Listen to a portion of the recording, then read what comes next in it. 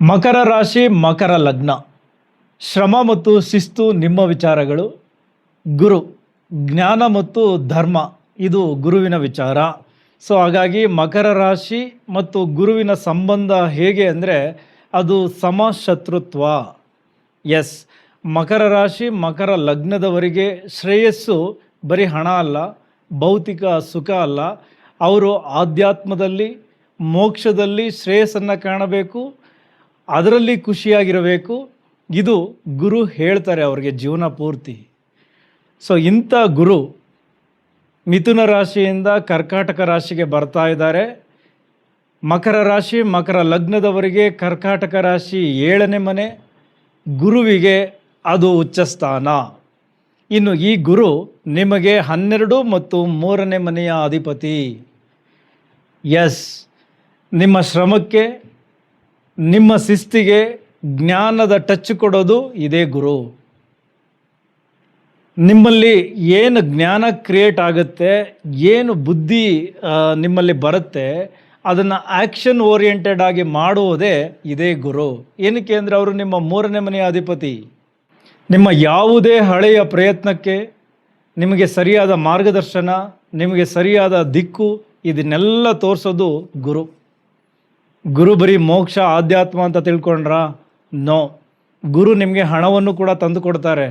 ಅದು ವಿದೇಶಿ ಮೂಲಗಳಿಂದ ಇಲ್ಲ ದೂರದ ಸ್ಥಳಗಳಿಂದ ಹಣ ನಿಮಗೆ ಬರೋ ರೀತಿ ಮಾಡೋದೇ ಇದೇ ಗುರು.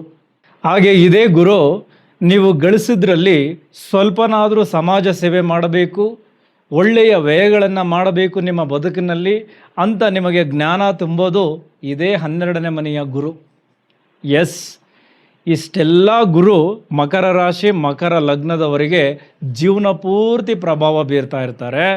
ಅಂತಹ ಬೃಹಸ್ಪತಿ ದೇವಗುರು ಈಗ ಇವರ 7ನೇ ಮನೆಗೆ ಬಂದಿದ್ದಾರೆ.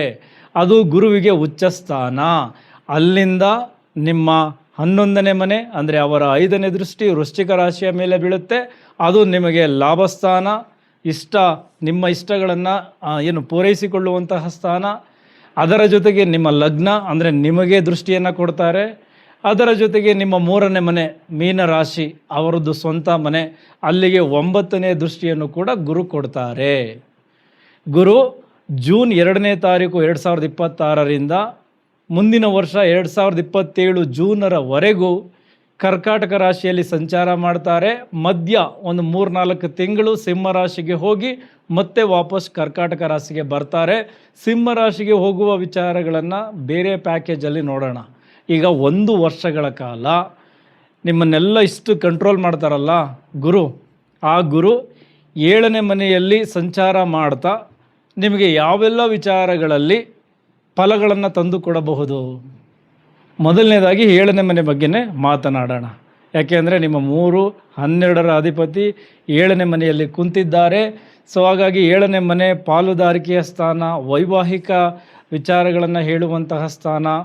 ಅದರ ಜೊತೆಗೆ ಸಮಾಜದಲ್ಲಿ ಬೆರೆಯುವಿಕೆ, ಸಮಾಜದಲ್ಲಿ ಮನ್ನಣೆ, ಜನಾಕರ್ಷಣೆ, ನ್ಯಾಯ, ಸಹೋದ್ಯೋಗಿಗಳು, ವ್ಯಾಪಾರ ಇದೆಲ್ಲವನ್ನು ತಿಳಿಸುವಂತಹ 7ನೇ ಭಾವದಲ್ಲಿ ಅದು ಉಚ್ಚ ಸ್ಥಾನದಲ್ಲಿ ಗುರು ಸಂಚಾರ ಮಾಡ್ತಾ ಇದ್ದಾರೆ. ಮೊದಲನೇದಾಗಿ ವಿವಾಹದಲ್ಲಿ ವಿಳಂಬ ಆಗ್ತಾ ಇತ್ತು, ಹಲವಾರು ಚರ್ಚೆಗಳಾಗ್ತಾ ಇತ್ತು, ಸೆಟ್ ಆಗ್ತಾ ಇರಲಿಲ್ಲ. ಸೊ ಈಗ ಅದಕ್ಕೆ ಕಾಲ ಕೂಡಿ ಬಂತು. ಸೊ ನಿಮ್ಮಲ್ಲಿ ಶುಭ ಕಾರ್ಯಗಳಾಗಬೇಕು, ಶುಭ ವ್ಯಯಗಳಾಗಬೇಕು. ಹಾಗಾಗಿ ಮದುವೆಗೆ ಖರ್ಚುಗಳು ಎದುರಾಗ್ತದೆ. ಸೊ ನಿಮ್ಮ ಮನೆಗಳಲ್ಲಿ ಮದುವೆಯ ಕಾರ್ಯಕ್ರಮಗಳಾಗುತ್ತೆ. ಅದೇ ರೀತಿ ನೀವು ಹುಡುಗಿ ಹುಡುಕ್ತಾ ಇದ್ದರೆ ನಿಮಗೆ ಶ್ರೀಮಂತ ಮನೆತನದ, ಗೌರವಾನ್ವಿತ ಮನೆತನದ ಹುಡುಗಿ ಸಿಗ್ತಾರೆ. ಆಯ್ತಪ್ಪ, ನಾವು ಬಡವರು, ನಮಗೆ ಶ್ರೀಮಂತ ಸಿಗ್ತಾರಾ? ನೋ, ನಿಮ್ಮ ಲೆವೆಲ್ಗಿಂತ ಸ್ವಲ್ಪ ಹೆಚ್ಚಾಗಿರುವಂತಹ ನಿಮ್ಮ ಸಂಗಾತಿಯೇ ಸಿಗ್ತಾರೆ. ಇದನ್ನು ಅರ್ಥ ಮಾಡ್ಕೊಳ್ಳಿ. ನಿಮ್ಮ ಲೆವೆಲ್ಗೆ ತಕ್ಕಂತೆ ನಿಮ್ಮ ಲೆವೆಲ್ಗೂ ಮೀರಿದ ಸಂಬಂಧಗಳು ನಿಮ್ಮನ್ನು ಒಪ್ಕೊಳ್ತಾರೆ ಅಂತ ಇದರ ಅರ್ಥ. ಸೊ ಹಾಗಾಗಿ ಮದುವೆಯ ವಿಷಯದಲ್ಲಿ ಇದ್ದಂತಹ ಹಲವಾರು ತೊಂದರೆಗಳನ್ನು ಗುರು ಈಗ ನಿಮ್ಮನ್ನು ಅದರಿಂದ ದೂರ ಮಾಡ್ತಾರೆ. ಅದೇ ರೀತಿ ರಾಜಕಾರಣಿಗಳಿರ್ಬೋದು, ಸರ್ಕಾರಿ ಅಧಿಕಾರಿಗಳಿರ್ಬೋದು, ನಿಮಗೆ ಜನಾಕರ್ಷಣೆ ಹೆಚ್ಚಾಗುತ್ತೆ. ಯಾಕೆಂದರೆ ನಿಮ್ಮ ಲಗ್ನಕ್ಕೆ ದೃಷ್ಟಿ ಬಿಟ್ಟಾಗ ನಿಮ್ಮಲ್ಲಿ ದೈವಿಕ ಕಳೆ ತುಂಬ ಚೆನ್ನಾಗಿರುತ್ತೆ, ನಿಮ್ಮ ಮಾತಿಗೆ ಮನ್ನಣೆ ಸಿಗುತ್ತೆ, ನೀವು ಕೂಡ ತುಂಬ ಧರ್ಮ ಮಾರ್ಗದಲ್ಲಿ ನಡೆದುಕೊಳ್ತೀರಾ. ಸೊ ಇದರಿಂದ ಸಾಮಾಜಿಕ ವಲಯದಲ್ಲಿ ನಿಮ್ಮ ವರ್ಚಸ್ಸು ಜಾಸ್ತಿ ಆಗುತ್ತೆ. ಸೊ ಹಾಗಾಗಿ ಇದು ರಾಜಕಾರಣಿಗಳಿಗೂ ತುಂಬ ಚೆನ್ನಾಗಿರುತ್ತೆ. ಸರ್ಕಾರಿ ಅಧಿಕಾರಿಗಳು, ಈ ಸಾರ್ವಜನಿಕರ ಜೊತೆ ಒಡನಾಟ ಇಟ್ಟುಕೊಂಡಿರುವಂತಹ ಸರ್ಕಾರಿ ಅಧಿಕಾರಿಗಳಿಗೂ ಕೂಡ ತುಂಬ ಚೆನ್ನಾಗಿರುತ್ತೆ. ಕೆಲಸ ಮಾಡುವ ಜಾಗದಲ್ಲಿ ಸಹೋದ್ಯೋಗಿಗಳ ಸಪೋರ್ಟ್ ತುಂಬ ಚೆನ್ನಾಗಿ ಸಿಗುತ್ತೆ. ವ್ಯಾಪಾರ ವೃದ್ಧಿ ಆಗುತ್ತೆ, ಅಂದರೆ ಗ್ರಾಹಕರು ಹೆಚ್ಚಾಗ್ತಾರೆ. ಸೊ ಇದೆಲ್ಲ 7ನೇ ಮನೆಯಿಂದ ನಿಮಗೆ ತುಂಬ ಅದ್ಭುತವಾಗಿ ಗುರು ಸಂಚಾರವನ್ನು ಮಾಡುವುದರ ಮುಖಾಂತರ ಲಾಭಗಳನ್ನು ತಂದು ಕೊಡ್ತಾ ಇದ್ದಾರೆ. ಒಟ್ಟಾರೆ 7ನೇ ಮನೆಯ ಪ್ರಭಾವದಿಂದ ಸೊ ನೀವೊಂದು ವೃತ್ತಿ ಮಾಡ್ತಾ ಇದ್ದೀರಾ, ಈಗ ಒಂದು ಉಪಕಸಬನ್ನು ಶುರು ಮಾಡ್ತೀರಾ. ಸೊ ಎಕ್ಸ್ಟ್ರಾ ಇನ್ಕಮ್ ಮಾಡ್ಕೊಳ್ಳಿಕ್ಕೆ ಇನ್ನೊಂದು ಸೋರ್ಸ್ ಆಫ್ ಇನ್ಕಮನ್ನು ರೆಡಿ ಮಾಡ್ಕೊಳ್ತೀರಾ. ಸೊ ಅದೇ ರೀತಿ ಬೇರೆ ಬೇರೆ ಮೂಲಗಳಿಂದ ಇದೆಲ್ಲದರ ಜೊತೆಗೆ ಬೇರೆ ಬೇರೆ ಮೂಲಗಳಿಂದ ಹಣದ ಹರಿವು ಹೆಚ್ಚಾಗುತ್ತೆ. ಈಗ ಒಂದು ಕಡೆ ಕೆಲಸ ಮಾಡ್ತಾ ಇದ್ದೀರಾ, ಸೆಕೆಂಡ್ ಸೋರ್ಸ್ ಆಫ್ ಇನ್ಕಮ್ಗೆ ಪ್ಲ್ಯಾನ್ ಮಾಡ್ಕೊಳ್ತೀರಾ, ಅದು ಈ ಸಂದರ್ಭದಲ್ಲಿ ನಿಮ್ಮ ಕೈ ಹಿಡಿತದೆ. ಸೊ ಹಾಗಾಗಿ ಬೇರೆ ಬೇರೆ ಮೂಲಗಳಿಂದ ಹಣದ ಹರಿವು ಜಾಸ್ತಿ ಆಗುತ್ತೆ. ಸೊ ಈಗ ಆಲ್ರೆಡಿ ನಿಮ್ಮ ಮೈಂಡಲ್ಲಿ ಆ ಥರದ ಯೋಚನೆಗಳಿದ್ದರೆ ಜೂನ್ ನಂತರ ಪ್ಲ್ಯಾನ್ ಮಾಡ್ಕೊಳ್ಳಿ, ಅದು ಸಕ್ಸಸ್ ಆಗುತ್ತೆ. ಓಕೆ, ಇದು 7ನೇ ಮನೆಯಲ್ಲಿ ಗುರು ಉಚ್ಚ ಸ್ಥಾನದಲ್ಲಿ ಸಂಚಾರ ಮಾಡುತ್ತಾ ಆ 7ನೇ ಮನೆಯನ್ನು ಅಭಿವೃದ್ಧಿಯನ್ನು ಮಾಡ್ತಾ ಇದ್ದಾರೆ. ಸೊ ಹಾಗಾಗಿ ಆ ಮನೆಗೆ ಸಂಬಂಧಪಟ್ಟಂತೆ ಹಲವಾರು ಲಾಭಗಳನ್ನು ಖಂಡಿತ ನೀವು ಗಳಿಸ್ಕೊಳ್ತೀರಾ.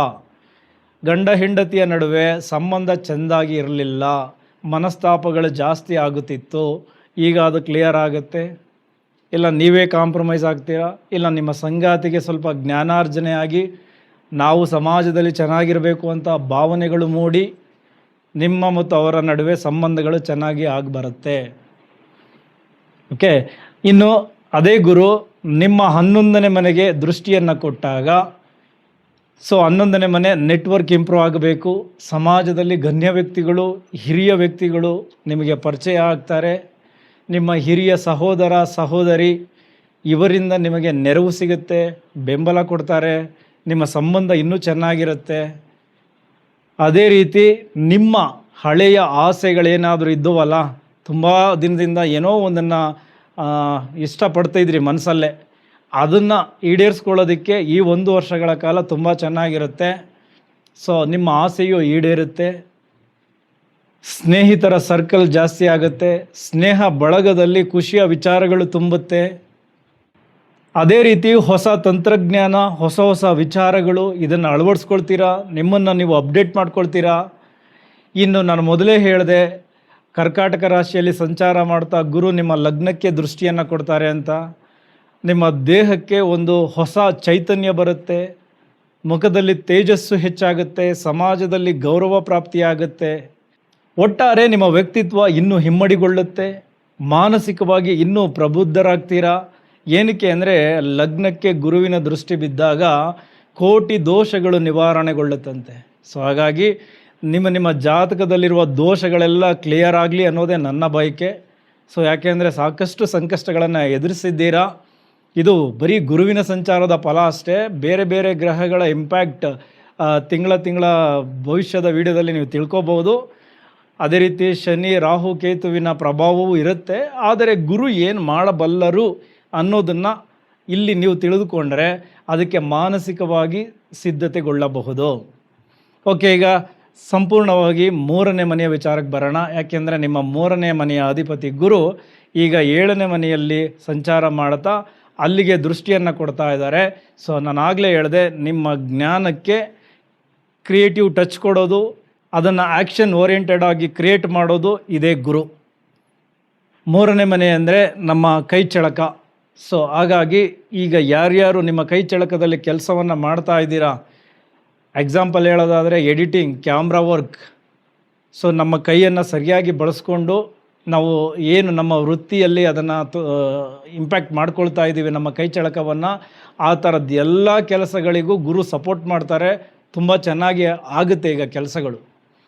ಅದೇ ರೀತಿ 3ನೇ ಮನೆ ಶ್ರಮ ಮತ್ತು ಅಲೆದಾಟವನ್ನು ತಿಳಿಸುತ್ತೆ. ಸೊ ಹಾಗಾಗಿ ಈಗ ನೀವು ತೆಗೆದುಕೊಳ್ಳುವ ಶ್ರಮಕ್ಕೆ ಪ್ರತಿಫಲ ಸಿಗುತ್ತೆ.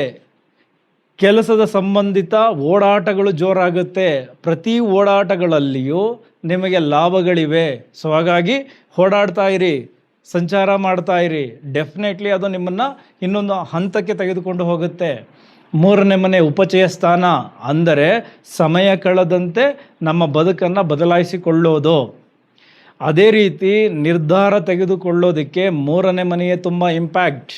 ಸೊ ಗುರು ನಿಮ್ಮ ಅಧಿಪತಿಯೂ ಹೌದು, ಅಲ್ಲಿಗೆ ಗುರುವಿನ ದೃಷ್ಟಿ ಬೀಳ್ತಾ ಇರುವುದು ಹೌದು. ಹಾಗಾಗಿ ನಿಮ್ಮ ಬುದ್ಧಿ ತುಂಬ ಚೆನ್ನಾಗಿ ಕೆಲಸ ಮಾಡುತ್ತೆ. ನೀವು ತೆಗೆದುಕೊಳ್ಳುವ ನಿರ್ಧಾರ ನಿಮ್ಮ ಕೈ ಹಿಡಿಯುತ್ತದೆ. ನಿಮ್ಮ ಕಮ್ಯುನಿಕೇಷನ್ ಅದ್ಭುತವಾಗಿರುತ್ತೆ.